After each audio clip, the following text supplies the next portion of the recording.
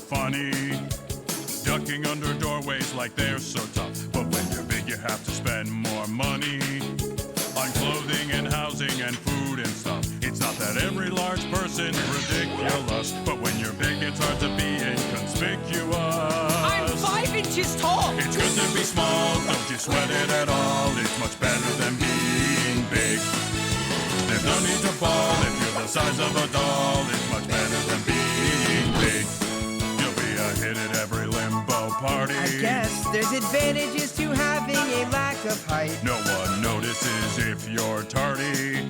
I'll have more leg room on commercial flights. No one asks you to get stuff off the higher shelves. When you're tiny, you can really enjoy yourself. 5 inches still feels too small. But it's good to be small, no disadvantage at all. It's much better than being big. It's a fun sight to be, just take it from me. It's much better than being big. When you're the size of a mint, You've got a much smaller carbon footprint. exactly. It's much better than being big.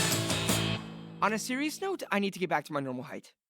So to figure out who shrank your cousin, we gotta talk motivation. What drives a person to shrink? Fred! Fred, what is with you? The first time we met, you were so confident, and now you're acting like a normal teenager. I'm fine. I just haven't been sleeping well, that's all. Go on. It's nothing. Just these dumb, weird dreams that are bugging me. What, teeth falling out? Your parents are artichokes? Snakes for fingers? No. Wait, yes, the last one. Finger snakes. Well, you and I are not all that different. All right, we're complete opposites. But it can't help to get a little outside perspective. I'll put some tea on. I don't want tea.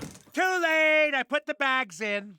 So, based on my findings, which was really just one internet search, the snake fingers represent guilt.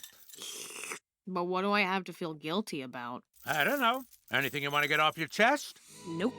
I mean, I've made some mistakes. What kind of mistakes, Fred? I don't know, some little ones? Little like your cousin? Yes, little like my cousin who got that way because some maniac found the shrink ray I dropped during our fight with Professor Exclamation. Whoa. Well, I'm no therapist, but maybe there's something there.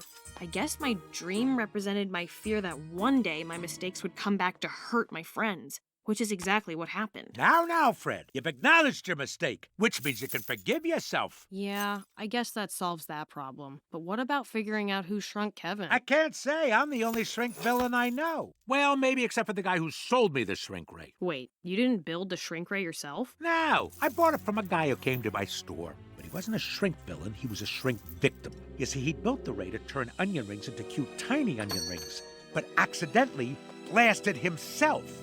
Now, lucky for me, he was looking to get rid of the ray. But before he left, he said something very peculiar. I'm going to start a fast food franchise and hire teenagers to build me a giant robot so I can get revenge on Tallburger! I mean, that's pretty